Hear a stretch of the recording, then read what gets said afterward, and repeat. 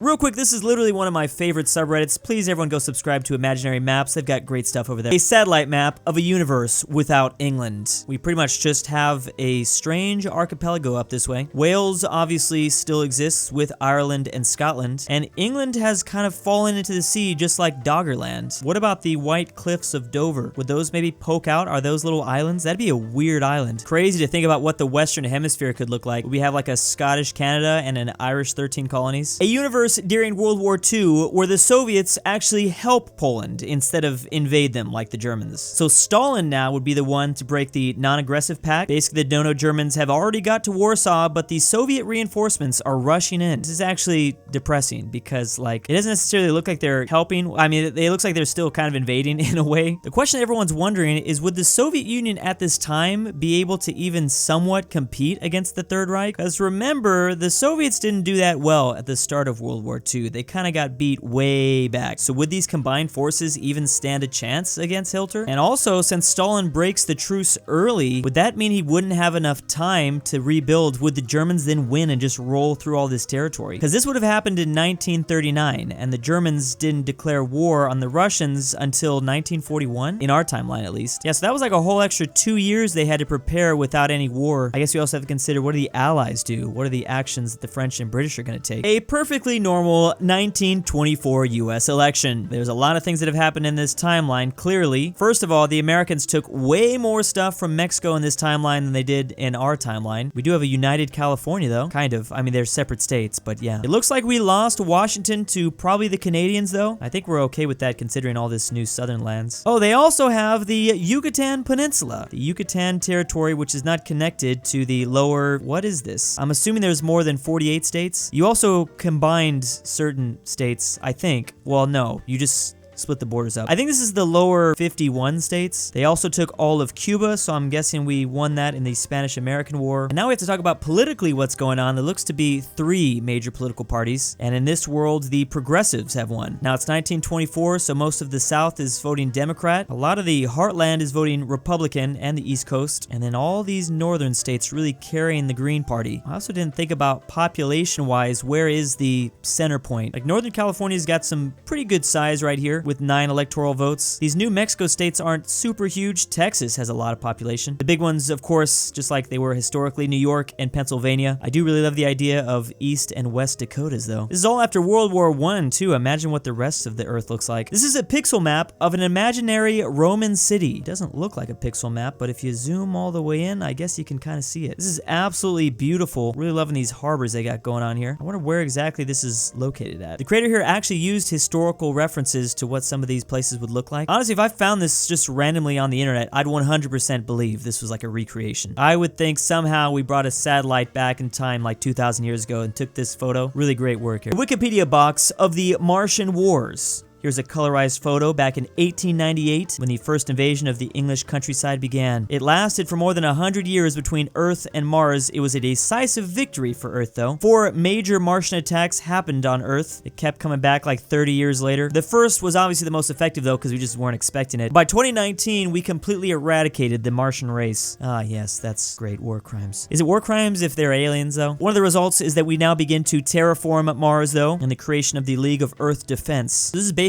War of the Worlds, right? These look like the War of the Worlds aliens. I feel like they really would whoop us back in 1898, but if they came back at 1938, oh, they'd have another thing coming. I mean, especially considering they're just Martians. Like, they aren't some alien race from galaxies away, because those would obviously have figured out the whole, like, light travel, speed of light. If they're able to do invasions from Mars, they'd probably only be like 200 years ahead of us in technology, which is still a lot, but we'd have nukes, so we could just threaten to blow ourselves up. I'm just trying to figure out how we destroyed the Martian race. Like, did they literally send every single man, woman, and child back on Mars? Send them to the front lines? 'Cause damn, that's pretty based. Here's a propaganda poster of the American invasion on Cuba. The clock is ticking. Stop the useless war and let peace reign. This is probably just the beginning of the invasion. I guess we took over this city in 1962. This would be a really slow invasion if it took us till 1964 to get the whole island. I guess if they were really supported by the Soviets a lot. Now, this is based off of a real-life propaganda poster in 1952. Wait, no, I'm sorry. Maybe 1943 or 42 or something like that. I don't exactly know what this is saying. I think this is for the Americans, talking about how long it was going to take to, oh yeah, to Berlin, another 650 kilometers. I guess they thought it was going to take till 1952 to finally end the war.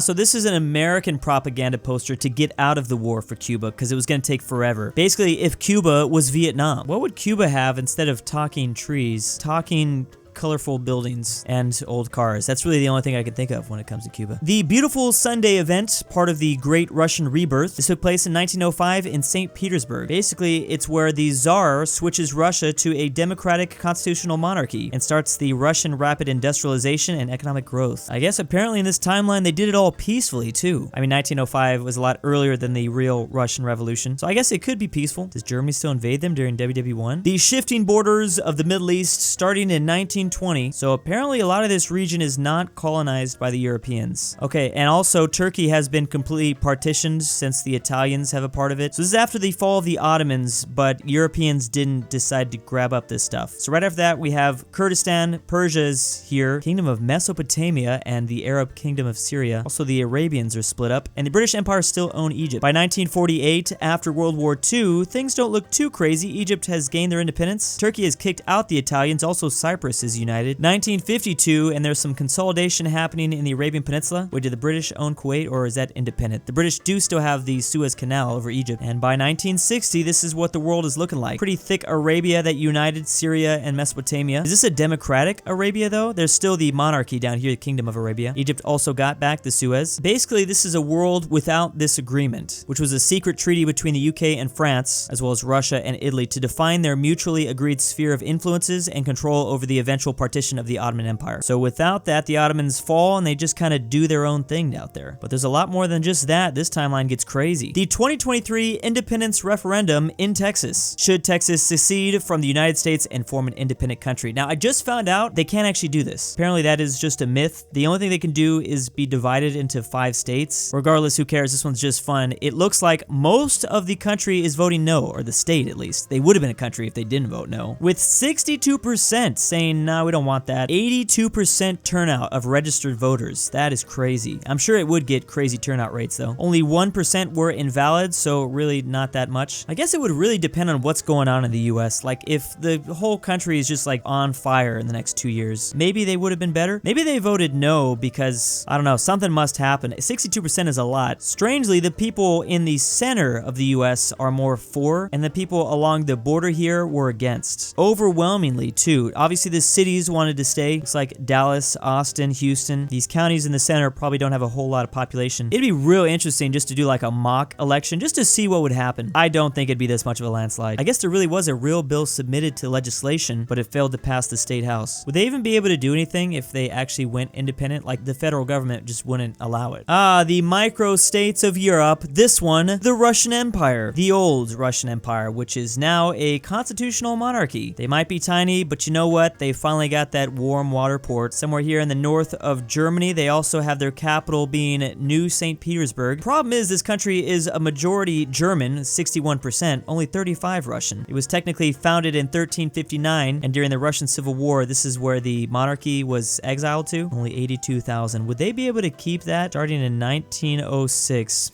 I don't know. They'd have to be ultra neutral during World War I and II, just like Switzerland. Oh, and there's a lot of lore here to explore here too. That is for sure. A Pan-American Empire, or if Bolivar's dream, was achieved in 2030. So we have the core here, which is Gran Colombia, and then somehow over time they were able to expand all the way up to Mexico, all the way up to Northern California, and all the way south to Chile down this way. They also have a lot of overseas territories, a lot of islands out here. Oh, they even have the Antarctica, the Estados de la Federación. I tried to say that as best I could. Interesting political system they got here. They kept Florida, so they have like all the Spanish-speaking countries except for Argentina. How did Argentina not join in? Or is it about to? Maybe it will eventually still. So clearly Mexico must not have lost to the US. And then Spain never gives up Florida. And then do they all join in? It's a federation. Maybe they just all join in. Basically a timeline of what if Latin America was super powerful? What if Australia started World War II? I don't really know how or why. Hitler was probably born in New Zealand and everyone thinks he's Australian though. This is clearly the results of the peace treaty though afterwards. I guess it doesn't have to be what if Australia started World War II. This just could be like like if Australia for some reason joined the Axis, and then all the allies were just not playing around. They're like, no, we're gonna divide this place up. Even though it's just a massive desert continent, we want that. We want all that dirt. Love that Sydney has been divided just like Berlin was, except it's even more crazy. So US gets North Sydney, and the UK and France get West and South. You'd think the British would be like, well, I mean, it's all ours, you know? I mean, this was our prison colony after all. Why does the French, Soviets, and USA get stuff? Also, why did France get to be the unlucky ones? Isn't this a whole lot of nothing? Or is the US kind of the whole lot of nothing? Like, all of Australia's habitable land is, like, right here. The Soviets get a lot of that. At least you gave France Tasmania. That's something. Yeah, now I just need to see a map of New Zealand. It's silly, but it's fun to think about. Ah, yes, the greater state of Maryland. Typically, when I talk about US state border gore, I'm usually always talking about Wisconsin and Michigan and the whole Upper Peninsula thing. But the whole existence of Delaware is kind of strange. Delaware gets away with it because it's so tiny. But dang, when you really think about it, like, what is this? I should like dive deeper into why Delaware exists. Obviously, it's been around for a while, so there's got to be some history to that. But obviously, in this universe, the state with the best state flag, it just got a whole lot thicker. I love how this doesn't really make much of a difference, but it's still nice. Like, the world would literally not change at all, but it's still a really fun map to make. Oh, I just realized you also gave them DC. So DC becomes the home of the capital of the US also. Well, DC, Maryland. DC in this instance is just a city in Maryland. Just a beautiful map, honestly. That's usually where beautiful maps stem from. You just want to see a bigger state or country. There doesn't need to be a reason why. Technically, these are the western boundaries of Maryland, so I guess you could have even made it bigger, or at least the western boundaries from back in the day. And big thanks to this month's supporters: LuxembourgLover, Alfonso M6, AryanAfterHours, Drew's Argentinian Grandpa, Barnsky W, bringbackpolandball, McBlorf, istoledrewspetdog, iLoveMarx, Majestic Unicorn, Max Cooper, RyeThePie, Why Am I Doing This, Drew's Arab Sugar Daddy, Krombopulos Mimoshiki, Michael, Louise, Canadian Adam Union, Stillerman, Alex Whitley is Mega Chad, aPhatNarwhal, Corey, Philipp RF, Robert ortin E, 5610, and Sussy Muliati.